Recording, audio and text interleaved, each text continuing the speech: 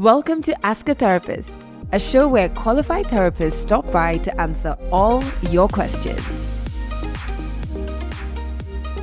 Hey you, welcome to episode 9 of Ask a Therapist.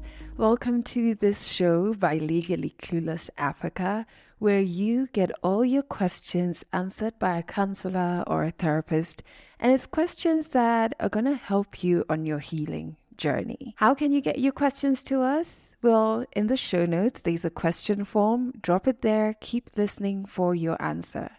In this episode, I have to give you a heads up. We're going to be answering a particularly heavy question that has to do with sexual trauma. And if this is something that may be triggering to you, you may want to give this episode a pass for now. Back to this season, Daisy, who's the founder and lead counselor at ConvoCare, is going to be answering your questions. But before we dive into the episode, let me tell you a bit about ConvoCare. Daisy started it during COVID, where you and I can agree it was hectic. We needed all the psychological support that we could get. And that's why she created ConvoCare. When you reach out to them, what will happen is you'll first go through a consultation where it's your first stop to determine if the therapist is going to be a good fit for you or not. If they are, you move on to the next step, which is your therapy session. And they have a range of services when it comes to therapy that they give out. So from group therapy, individual therapy, couple therapy, online therapy for our diaspora family, and so much more. Make sure you also follow them on social media because they create and share the most insightful content around mental health. To book their services, in the show notes, we've made sure to put their email address as well as their phone number. And now, let's get right into answering all your questions.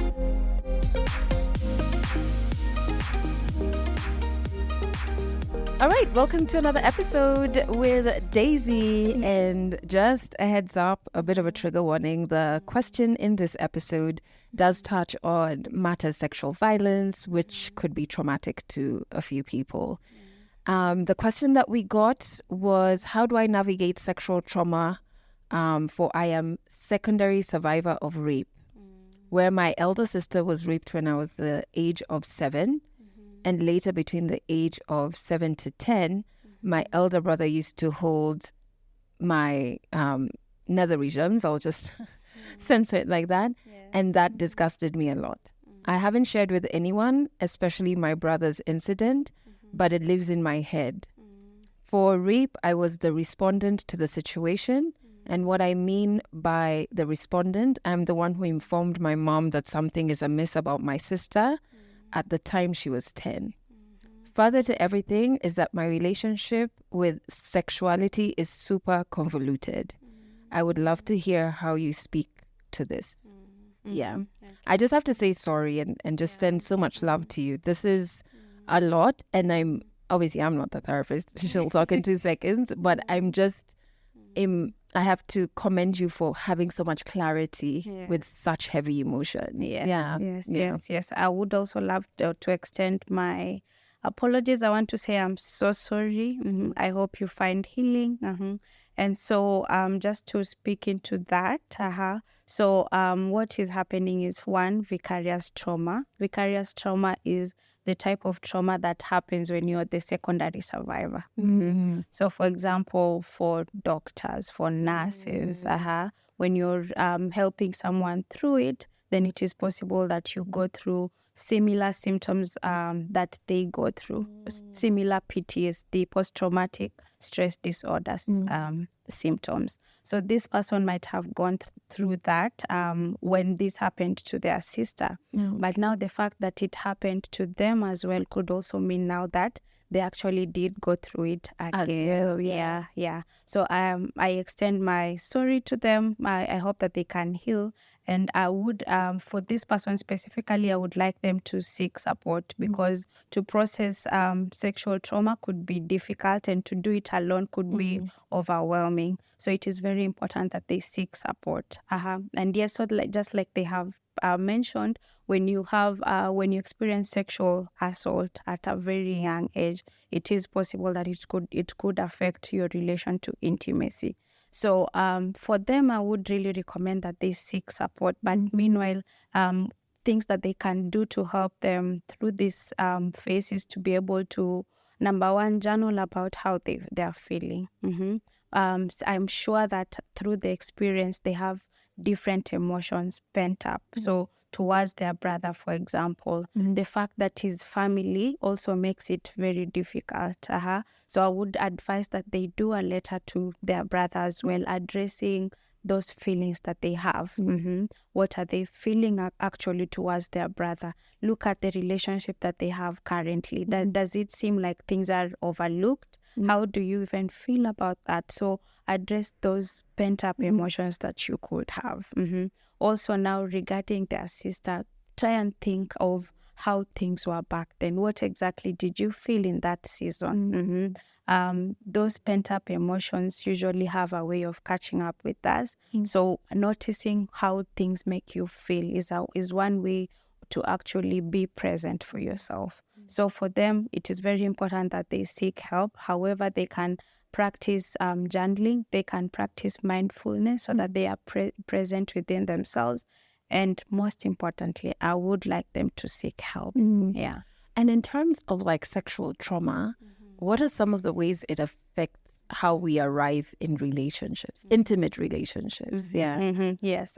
So because sexual trauma affects trust, in relationships, you could find yourself having a sense of mistrust. And also because it is trauma, there could be hypervigilance where you're afraid that this you're unsafe. There is that feeling of not being safe. And so that is why it actually even affects intimacy, because now there's that fear that things could happen again, that I could get back into the similar situation. Also in relationships, there could be triggers because as relationship as it is with an external person. So a relationship could in one way or the other bring triggers here and there. And so if you've not actually addressed what happened in the past, then these triggers could in one way or the other make the relationship difficult. Very interesting. And just in closing for this particular episode, because one of the perpetrators here is their brother, how can they, as you've said, like you wouldn't feel safe with a complete stranger, right? But now this happened with your brother, who I'm thinking you have to interact with at family functions, etc. Or maybe you even still live under the same roof. How can this person navigate that? Okay. The fact that their family does not overlook, does not give the wording. But it doesn't invalidate the feeling. Yes. That one. Yes. Thank you. The fact that their family does not invalidate how you feel regarding what they did to you. So because their family, you could be thinking that maybe, and that's why they have never addressed it. They've actually said that they've never addressed it. You could be thinking that maybe I don't need to address it, but it is important that you do. Addressing it does not always mean that, for example, you leave them or cut links with them, but it is important that you understand what addressing would be specifically for you. So is addressing me actually talking to them about how I felt? Is addressing resolving it within me? Because there's also a difference between forgiveness and reconciliation, like I have said. So forgiveness could be that I have chosen, this takes time, and you have to agree with yourself that I'm getting to this point and agree to forgive them. It could also mean that maybe I don't want to be around them anymore. But it is important that you understand what addressing is specifically for you. I hope this episode gave you insights that can help you on your healing journey. Remember to send in your questions via the question form. There's a link to it in the show notes. Episodes of Ask a Therapist go out every single Friday. And if you enjoyed this episode, please give us a 5-star rating, Comment if there's anything that you connected with or you'd need more insight on. And lastly, share it with your entire network. That's all for this episode. If you have a question to ask a therapist, please drop it in our question form. A link to it is in the show notes. Catch you next week for the next episode of Ask a Therapist.